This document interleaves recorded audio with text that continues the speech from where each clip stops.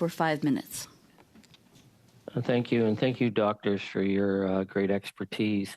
It has been suggested that some of us who are raising questions about being ready is be a way to relitigate MAID. I'm not one of them. I've had some very close friends choose MAID so that they could have an end of life that they had control over with their families.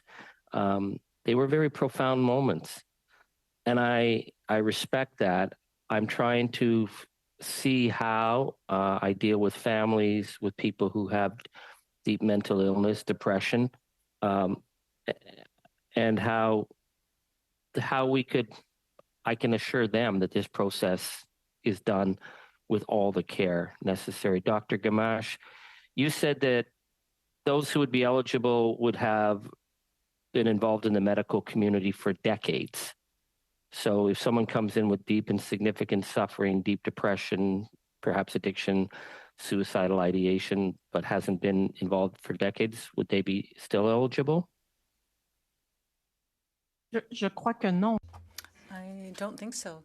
If you can't access treatment, and that's what Dr. Gupta was also trying to say, you have these people then who are doubly discriminated against because they don't have access to treatments and they also won't have access to MAID. So there has to be treatment over a good period of time. Treatment has to be tried, and that discussion has to happen with the patients. And then you can decide, just like for other major physical illnesses. But if you don't have access to those services, then clearly you can't use track 2 the way it's defined. I guess the question I'm trying to get my head around is this issue of discrimination, the discrimination against the right to MAID or the discrimination to the right to proper medical treatment.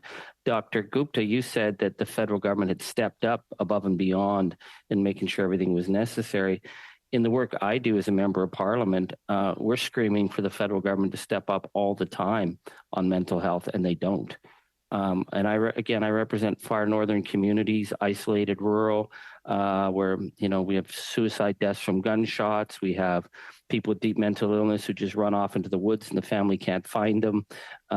So I guess I'm having a problem here of saying we're ready to have a really clinical, clear process for people to end their life, but we don't have the tools in place to be ready to keep people through these times of crisis. Like you're on the front line. What do you see? Well, look, I think that we can all agree, probably, whatever views we might have about MAID for persons with mental disorders, I think we can all agree that mental health services in this country and addiction services in this country could stand to be improved and there could be much greater access. But I think what Dr. Gamache is pointing out is that these unfortunate souls who do not have proper access to care will not be eligible for MAID anyway. Okay. And I appreciate this. I mean, I don't know anything about medicine. I mean, I dropped out of high school to play in a punk band. But my life experience is dealing with families in crisis. That's what I do as a member of parliament. We deal with this all the time. And it is a very emotional issue for people.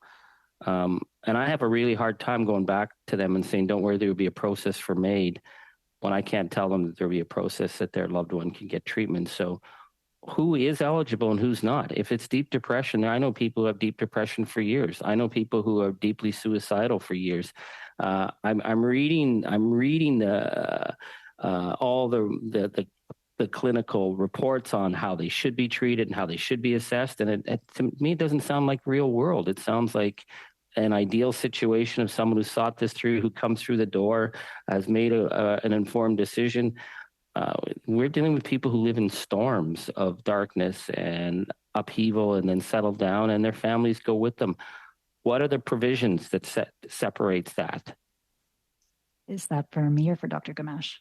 Either one. Okay, 30 seconds, very briefly, please. Peut-être que pour répondre... Well, perhaps I'll attempt an answer. There can be a lot of distress amongst people around us, but the distress is different in the psychiatrist's office. It's assessed, and what you see, you're not the person who's going to be seen by the person you know. There's a psychiatrist who sees that person, that individual, and they're the ones who discuss the options for treatment.